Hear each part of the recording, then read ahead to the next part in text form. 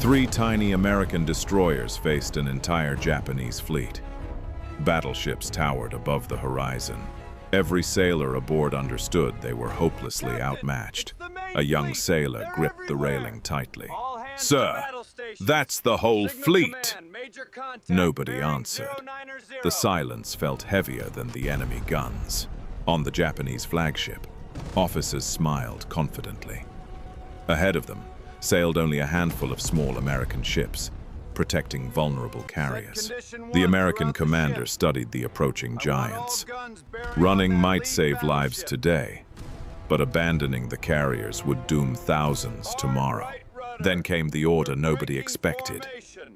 Turn toward the enemy. Full speed ahead.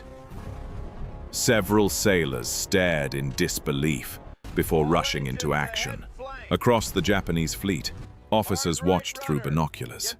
The tiny destroyers were not retreating. They were charging directly toward overwhelming firepower. One Japanese officer laughed nervously. "They're attacking us." Even experienced commanders struggled to understand such a reckless decision. The destroyers accelerated through rough seas. Engines roared. Black smoke poured skyward as sailors prepared for a battle few expected to survive.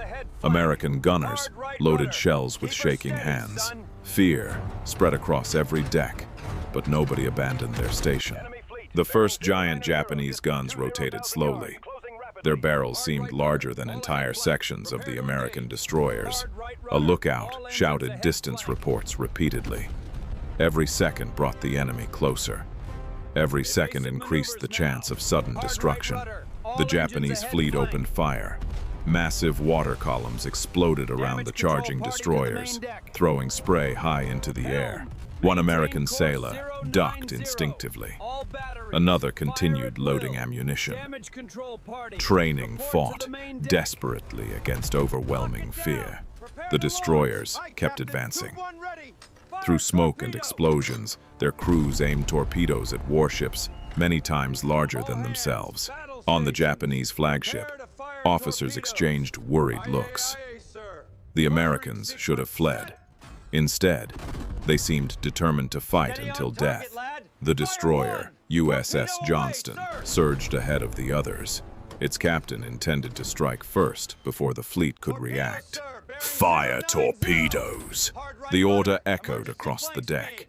Sailors released their weapons toward the approaching giants. White trails cut through dark water. Every American sailor watched, hoping impossible odds might briefly favor them. Japanese lookouts spotted incoming torpedoes.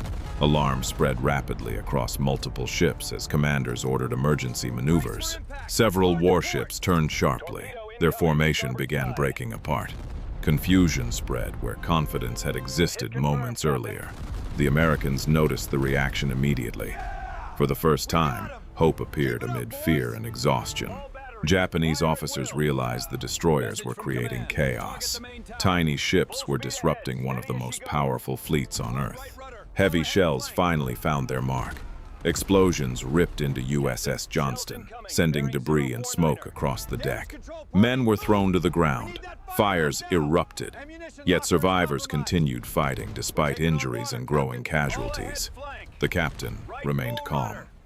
"Keep firing!" His crew obeyed, while flames consumed parts of the ship behind them. Another Japanese cruiser reported damage. The Americans had somehow begun inflicting real losses despite impossible circumstances. Across the battlefield, escort carriers escaped farther away. The destroyers were buying precious time through sacrifice. The Japanese commander studied conflicting reports. Enemy numbers seemed larger than expected. Doubt slowly replaced certainty. American sailors cheered briefly after scoring another hit. The celebration ended immediately as new enemy salvos approached. The sea became a nightmare of fire, smoke, shattered steel, and courage. Neither side fully understood the battle anymore.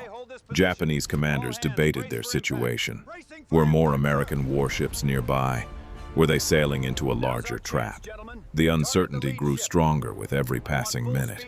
The destroyers continued attacking long after logic suggested surrender. USS Johnston suffered devastating damage. Yet its guns still fired whenever power and ammunition remained available. Wounded sailors helped carry ammunition. Others fought fires. Everyone understood survival was becoming increasingly unlikely. The Japanese fleet slowed its advance. Confusion and caution now influenced decisions that had once seemed obvious. American crews noticed the hesitation. Their sacrifice was working. The carriers behind them still had a chance. Hours earlier, defeat seemed certain. Now the entire battle had changed because a few destroyers refused to retreat. The Japanese commander finally ordered withdrawal. His fleet turned away, despite possessing overwhelming firepower and numerical superiority. Exhausted American survivors watched in disbelief. They had not destroyed the fleet, but they had stopped it. Many never returned home, yet their courage at Samar became one of the greatest last stand stories in American naval history.